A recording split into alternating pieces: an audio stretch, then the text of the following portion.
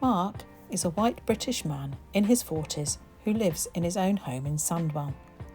Mark's mum Debbie describes Mark as a well-presented man and very creative who values his family and friends.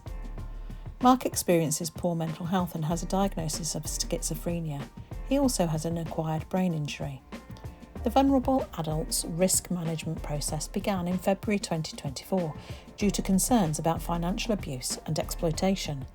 Mark's mental health and personal hygiene were also deteriorating, highlighting a risk of self-neglect. There are a number of agencies involved in the VARM meetings, but Mark did not feel able to participate directly in the process. Debbie is a huge advocate for Mark and attended the risk management meetings to ensure that both her voice and the voice of her son were heard. Debbie acknowledged some of Mark's relationships had deteriorated because of the abuse he experienced. What's worked well? Good practice. Building positive, supportive relationships. The social worker built trust with both Mark and Debbie, which also improved the relationship between Mark and Debbie. Professionals worked well together, shared information and owned the risk. Professionals also felt galvanised and came back together to support Mark and his family when there was a change of circumstance. What didn't go so well? Well, it took time.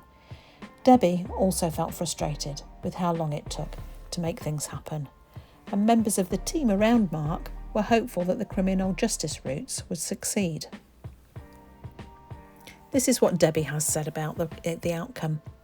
My son Mark has moved into his new home and seems happy there. Mark has a new neighbour who looks out for him and doesn't take any nonsense, and we're seeing more of each other as he lives nearer to me and our relationship is getting better. This weekend my son came to my home and ate a full Sunday dinner. He's not done that in a long time. The following 4 factors are important to ensure the best possible outcomes are achieved for Mark and others who may have similar experiences. It needs to be trauma-informed, knowledge and practice, understanding the context of people's lives. There needs to be honesty in professional relationships. There should be person-centred practice, making safeguarding personal, and a consistent worker or team to build trust and a commitment to making a difference. Please take a moment to reflect on the information provided within this animation.